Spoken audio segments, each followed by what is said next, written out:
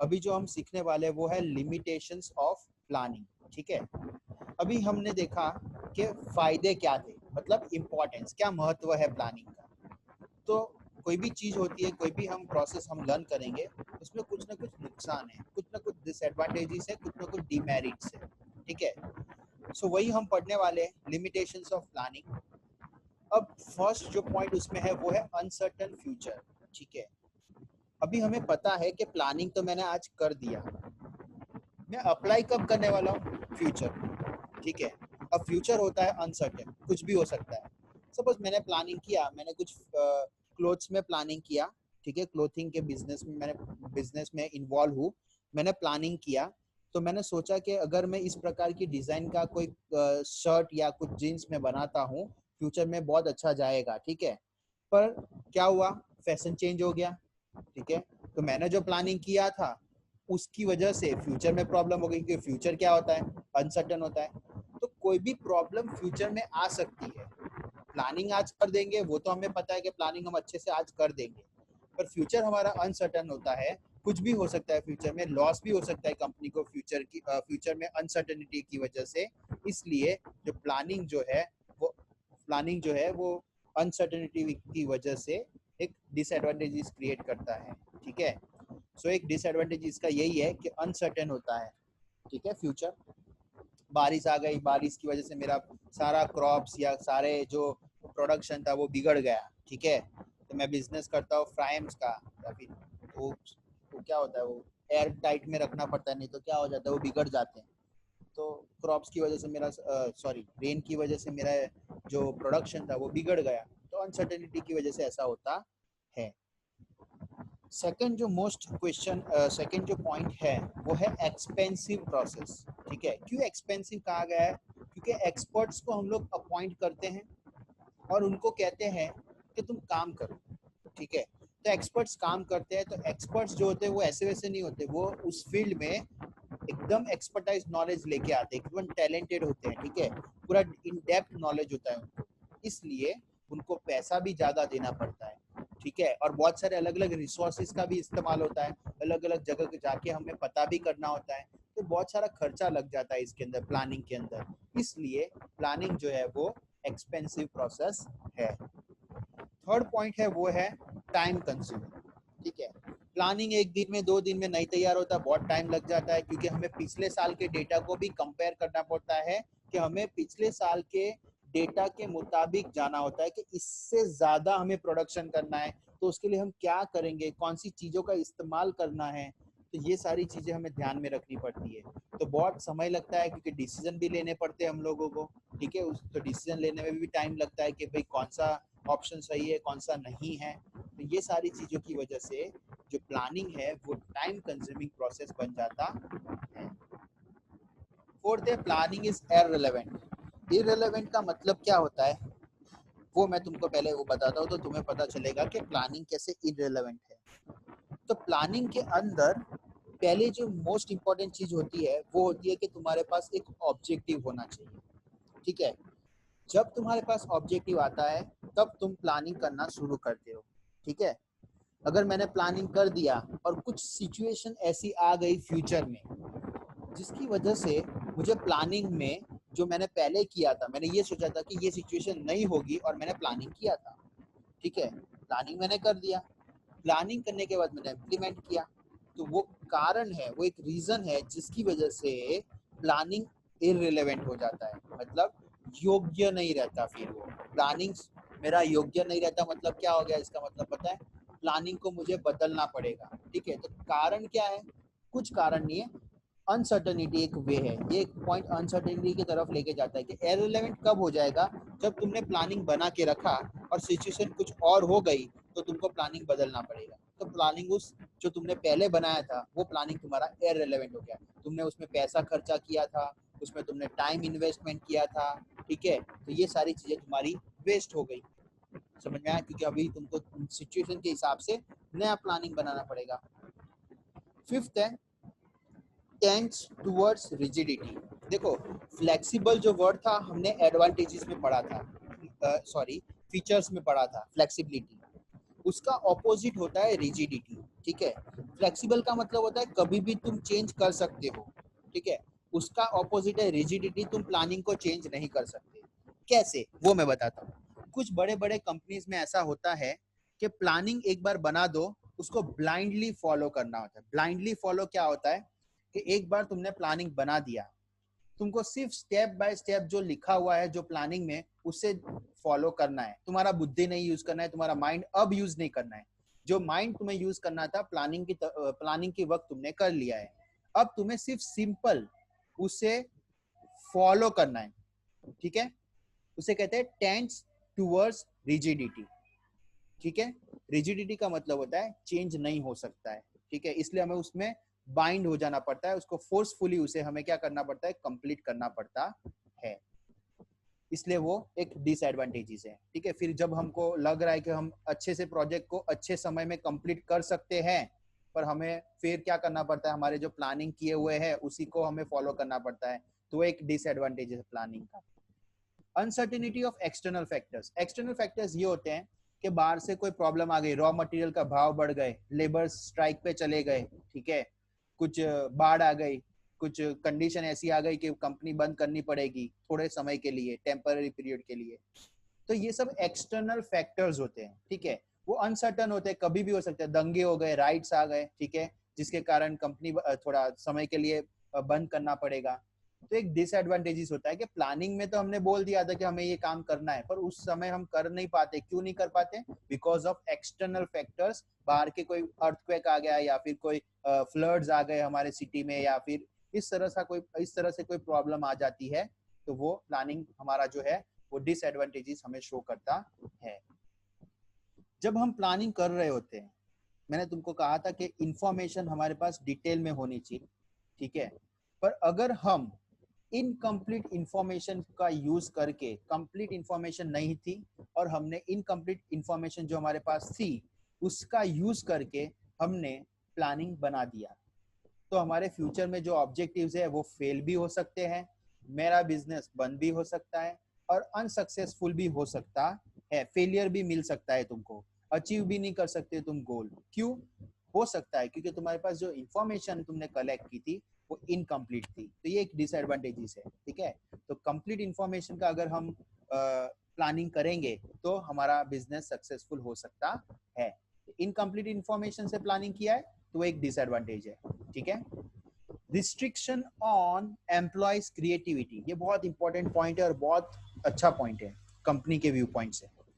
इसमें ऐसा है कि प्लानिंग में एक बार फिक्स बोल दिया कि इसी प्रकार से काम करना है, एक्सपर्ट्स ने बनाया था और बोल दिया है कि इसी प्रकार से काम करना है, तो एम्प्लॉय जब इंप्लीमेंट कर रहा होता है, मतलब वो प्लानिंग के मुताबिक काम कर रहा होता है, ठीक है। तो वो जो काम कर रहा होता है तब उसके अंदर माइंड में क्रिएटिविटी आती है, क्योंकि वो तो काम कर रहा है, उसको पता है कि किस तरह से इजीली काम हो जाएगा, ठीक है। पर उसको उसकी जो क्रिएटिविटी है वो नहीं कर सकता। क्यों नहीं कर सकता? क्योंकि प्लानिंग में जो लिखा है वो ब्लाइंडली उसे फॉलो करना पड़ेगा, ठीक है। तो वो जो एम्प्लॉय होते हैं उनके ऊपर रिस्ट्रिक्शन आ जाता है, उनको ब्लाइंडली और उसको फोर्सफुली जो लिखा गया है प्लानिंग में वो फॉलो करना पड़ता है, जिसकी वजह से वेस्टेज हो सकता है रिसोर्सेज का, टाइम कंज्यूम हो सकता है, रिसोर्सेज एक्सपेंस बढ़ सकता है। तो ये सारी प्रॉब्लम हो सकती है। एम्प्लॉय तो काम कर रहा होता है, मशीन के साथ काम कर रहा होता है, उसको पता है कि मैं किस तरह से फास्ट काम कर सकता हूँ, पर वो नहीं कर सकता जब प्लानिंग में लिखा गया है इसी प्रकार से काम करना है। तो वो टाइम ज्यादा लग रहा है, वो प्लानिंग में लिखा है तो काम कर रहे हैं तो उस हिसाब से टाइम ज्यादा लग रहा है, पर एम्प्लॉय ऐसा क्रिएटिव है, ऐसा नॉलेज है उसके पास कि वो जल्दी कर सकता है, पर वो उसे फॉलो नहीं कर सकता उसके क्रिएटिविटी को। तो ये एक डिसएडवांटेजेस है। Use of faulty methods. Planning में अलग अलग मेथड्स का इस्तेमाल किया जाता है, ठीक है। और वो मेथड्स में से हमें एक मेथड का यूज करना पड़ता है जब हम इम्प्लीमेंट करते हैं। प्लानिंग में तो सारे मेथड्स को हम लिस्ट आउट कर देते हैं, नोट डाउन कर लेते हैं, पर जब हम इम्प्लीमेंट करते हैं तब एक ही मेथड का इस्तेमाल करते हैं। अगर हमने गलती से कोई फॉल्ट वाली मेथड इस्तेमाल कर ली तो हमारा बिजनेस बंद हो सकता है, सक्सेस नहीं मिलेगी और ऑब्जेक्टिव्स हमारे कंप्लीट नहीं होंगे, ठीक है। तो ये एक डिसएडवांटेज है, ठीक है। समझ में आया यहाँ तक 9 के 9 पॉइंट्स? हाँ सर। ठीक है। 99% बोर्ड में यही क्वेश्चन आता है, फिर तुम्हारा नसीब, तुम्हारा क्या पूछते हैं, ठीक है। 99% यही आता है, और इसे लाइन में लर्न करना है। Characteristics, limitations, importance, types, components, ये सब तुम उल्टा फुल्टा करोगे तो चलेगा, आगे पीछे करोगे तो चलेगा, इसको आगे पीछे किया तो 0 मिलेगा। मैं अभी से बोल देता हूँ। प्रोसेस का मतलब ही होता है कि पहला ये स्टेप होना चाहिए, फिर ये स्टेप होना चाहिए, फिर तीसरा स्टेप होगा, फिर चौथा स्टेप होगा। तुम उल्टा फुल्टा नहीं कर सकते इसके अंदर। मैं सारे स्टेप्स का इन डिटेल एग्जांपल देके समझाऊंगा, ध्यान रखना, तो अभी आंसर तुमको समझ में आ जाएगा। फर्स्ट है डिटर्मिनेशन ऑफ ऑब्जेक्टिव्स। इसका मतलब क्या होता है, पहले तुम्हारे ऑब्जेक्टिव्स को तय करो। तय करो मतलब सेट करो, ठीक है। पता होना चाहिए ना ऑब्जेक्टिव है या नहीं। ऑब्जेक्टिव पता होंगे तुमको तो तुम काम करोगे आगे। तो तुम पहले डिटरमाइन करो, चेक करो, वेरीफाई करो कि ये तुम्हारे काम है, ये तुम्हारे ऑब्जेक्टिव्स है। वो सबसे मेन और सबसे पहला स्टेप होगा तुम्हारा प्लानिंग के अंदर, कि मुझे ये काम करना है, ठीक है। उसे डिटर्मिनेशन ऑफ ऑब्जेक्टिव कहते हैं। To set the objectives before you start doing something. कुछ स्टार्ट करने से पहले तुम तुम्हारे ऑब्जेक्टिव्स को तय करो, ठीक है, उसे डिटर्मिनेशन ऑफ ऑब्जेक्टिव्स कहते हैं। सेकंड पॉइंट आता है क्लैरिफाइंग प्लानिंग प्रोसेस। क्लैरिफाइंग मतलब चेक करो, वेरीफाई करो, देखो कि क्या कौन सा प्रोसेस तुम करने वाले हो, कौन सा काम तुम करने वाले हो, ठीक है, उसे कहते हैं क्लैरिफाई करना, ठीक है। अभी क्लैरिफाइंग में बहुत सारे अलग अलग पॉइंट्स भी आते हैं कि कौन कौन सी बातों का ध्यान रखना है जब तुम क्लैरिफाई करते हो तब, ठीक है। 1 मिनट दो।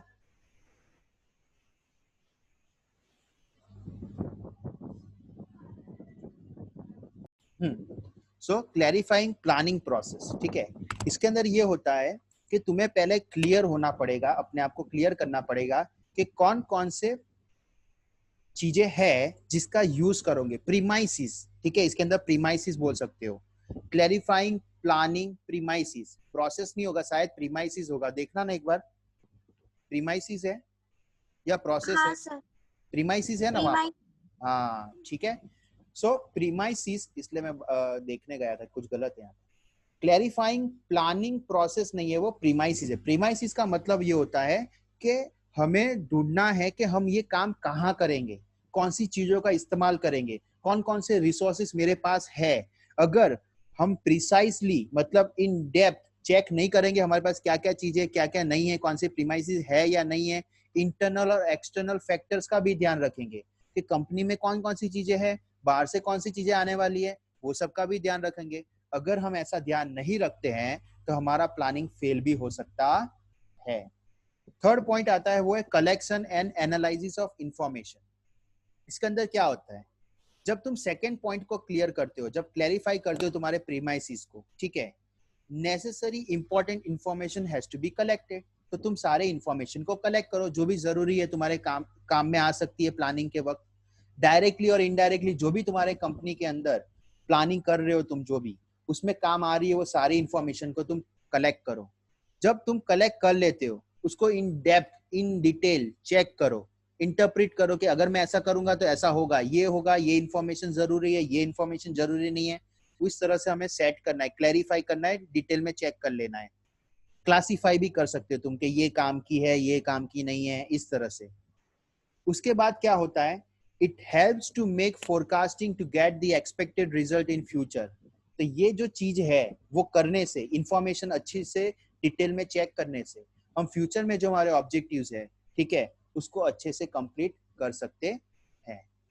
फिर आता है प्रिपरेशन ऑफ अल्टरनेटिव प्लान। देखो, प्रिपरेशन ऑफ अल्टरनेटिव प्लान का मतलब होता है एक प्लान मत बनाओ, बहुत सारे अलग अलग प्लान बनाओ, ठीक है, उसे कहते हैं प्रिपरेशन ऑफ अल्टरनेटिव प्लान्स, ठीक है, अलग अलग प्लान तैयार करो।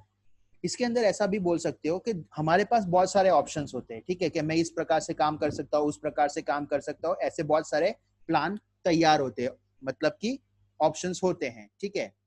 तो जैसे कि there are so many options to fulfil the objective, तो हमारे पास बहुत सारे काम होते हैं जिससे हम ऑब्जेक्टिव्स को कंप्लीट कर सकते हैं।